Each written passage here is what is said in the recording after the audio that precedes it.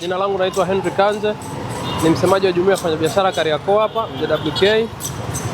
Na Kariakoo kwa ukubwa yake, Kariakoo ni mji au mtaa ambao unajumuisha kata 4 za kiserikali, lakini kwa idadi ya wafanyabiashara mpaka tunapozungumza hivi kwa takwimu za serikali kwa kuangalia leseni na TIN namba tunakadiriwa kuwa takriban 50,000 kwa watu wenye maduka, lakini ukiangalia machinga ambao wako ndani inasemekana wanafika kati ya 14,000 mpaka 20,000, na idadi ya watu wanaoingia na kutoka kila siku ndani ya Kariakoo wanafika takriban 500,000 kwa siku. Hizi ni takwimu ambazo huwa tunazipata kwa upande wa pili, ambao kwa upande wa serikali kwa idadi wanaoingia na kutoka. Kwa hiyo unaweza kuona ni picha, ni soko lenye ukubwa wa namna gani, soko ambalo tuna mwingiliano wa Afrika Mashariki, Kenya, Tanzania, Uganda,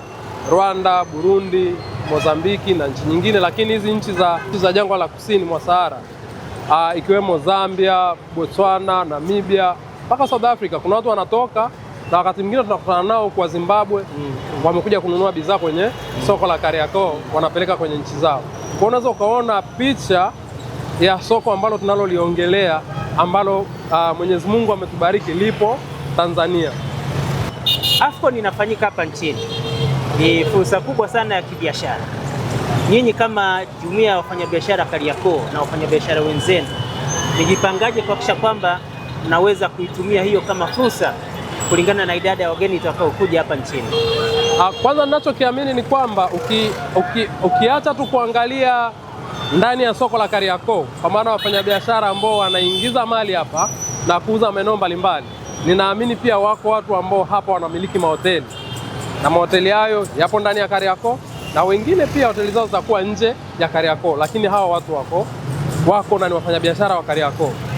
Maana yake ni kwamba ziko fursa katika mahoteli, zipo fursa katika usafirishaji, zipo fursa katika vyakula, ziko fursa mbalimbali ambazo zitatokana na mashindano haya. Mwingiliano wa watu kuingia na kutoka utaleta fedha za kigeni ndani ya Tanzania na ndani ya Kariakoo, kwa sababu tunategemea watu watakapokuja watakuja na fedha za kigeni. Kwa hiyo tunaweza kuona kwamba ndani ya soko, lakini ndani ya nchi pia fedha za kigeni zitaongezeka. Hizo ni baadhi ya vitu ambavyo tunavyoviona kwamba impact yake itakuwa kutokana na mashindano ambayo yataanza mwakani 2027.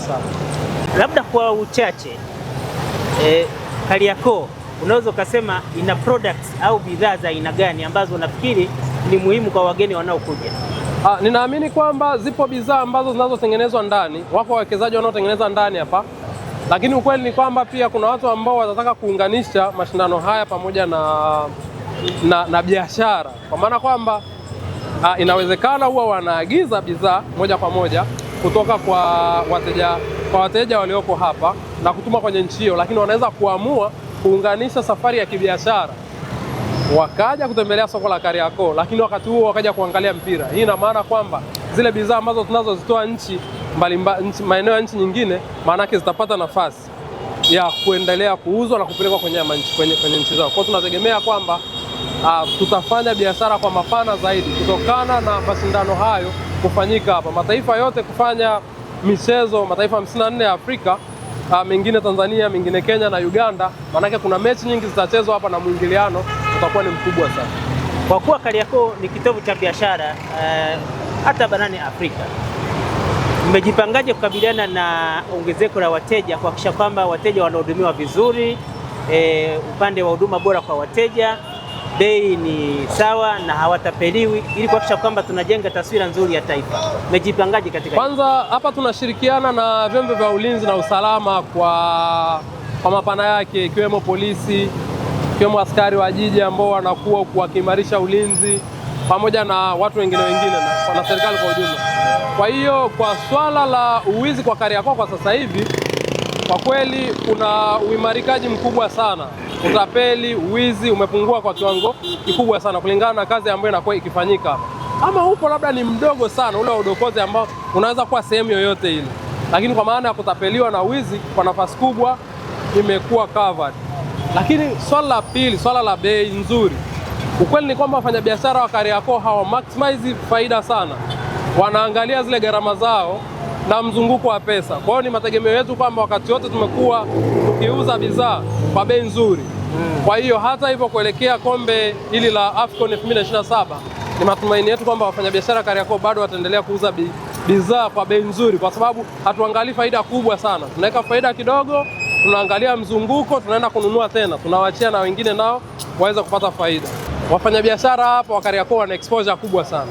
Wanaenda Uturuki, wanaenda Malaysia, wanaenda Japan, wanaenda Uchina, wanaenda Dubai.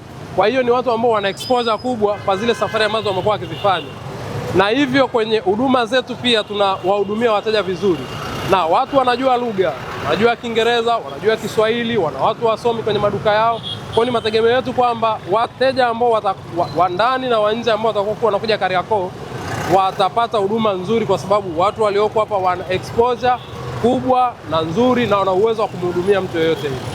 Kwa hiyo unataka kuniambia mna uzoefu wa kushughulikia wateja wa kimataifa? Uzoefu huo tunao, kwa sababu na sisi ni raia wa kimataifa, tunakwenda kwenye nchi mbalimbali na tunaleta bidhaa hapa. Kwa hiyo tunaona kwa vitendo, tunajifunza na huwa tunafanya, na kama lilivyo hili ni soko la kimataifa, maana yake ni kwamba tunahudumia wageni mbalimbali siku zote wa East Africa, lakini pia wale wanaotoka ukanda wa SADC. Kwa kuwa wanakuja wageni sasa, kuna swala la malipo ya kidijitali. Nyinyi mmejipangaje kuhakikisha kwamba malipo yote labda yanayofanyika, kuna utaratibu mzuri wa malipo kupitia dijitali, kwa benki, kwa simu?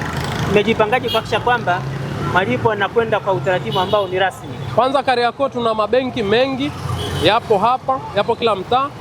Lakini tuna bureau de change, kwa maana kwamba kuna mtu yoyote anayetoka Kenya, Uganda, Zambia na kwinginepo atakuwa ameshika fedha zake mkononi. Benki za kubadilisha fedha zipo, bureau za kubadilisha fedha zipo, lakini pia yapo maeneo ambayo kuna maeneo ya kuchanja na kulipa kidigitali. Na ukiangalia pia kwa sasa hivi kwa M-Pesa, Tigo Pesa, kuna mwingiliano kati ya hizi nchi za Jumuiya ya Afrika Mashariki, zile currency wanaweza kuhamisha fedha kutoka mtandao mmoja kwenda mtandao mwingine. Kwa katika hilo pia bado tuko imara na tunaweza kufanya biashara kwa namna yoyote. Unadhani baada ya AFCON Kariakoo inaweza ikabaki na urithi gani unaotokana na ujio wa AFCON kufanyika hapa nchini? Urithi na kumbukumbu ni kwanza tuiambie timu yetu ya Tanzania ipambane ili iweze kuchukua hilo kombe. Ikichukua hilo kombe, maana yake ni kwamba taarifa zitazagaa zaidi ulimwenguni kuhusiana na Tanzania kubeba kombe la AFCON. Kwa hiyo inaweza ikawa ni kitu ambacho kikaongeza thamani zaidi kwetu na kwa wana Kariakoo, kwa sababu tuna klabu mbili kubwa hapa. Tuna klabu ya Yanga, lakini pia tuna klabu ya Simba ambazo pia zipo Kariakoo hapa. Kwa hiyo unaweza ukaona licha ya biashara ni kwamba soka la Tanzania pia klabu zake kubwa mbili zipo Kariakoo, mtaa wa Msimbazi na mtaa wa Jangwani. Kwa hiyo manunuzi, matumizi ambayo fedha zitakazobaki hapa ni sehemu ya kitu ambacho wana Kariakoo tunaweza tukakikumbuka kwa namna ambavyo tutakapofanya biashara. Kwa kuwa mashindano hayo pia yanafanyika hapa, wageni watakapoondoka hapa nchini na akawa wamepita hapa Kariakoo, ungependa waondoke na taswira gani? Kwanza waondoke na taswira kwamba Kariakoo ni soko la kimataifa na wasitembee eneo moja. Kwa hiyo wakitenga muda wao hapa katikati kote kuna biashara nyingi sana ambazo zinafanyika na ni eneo la Kariakoo. Kwa hiyo tunawasihi watembee kote ili waone ile picha kubwa ya soko la kimataifa ambalo tunalolisemea. Pengine unatoa wito gani kwa wafanyabiashara wenzako ambao ni wanachama wa jumuiya ya umoja wa wafanyabiashara Kariakoo? Nini wito wako kuelekea AFCON 2027? Wito wangu kama msemaji na mfanyabiashara wa Kariakoo ni kwamba tujipange kuwahudumia wateja kwa ukarimu kama ambavyo imekuwa utamaduni wetu kwenye kufanya hivyo, na tukifanya hivyo basi maana yake tutakuwa tunapeleka sifa njema ya Tanzania kwa mataifa mengine yaliyotuzunguka.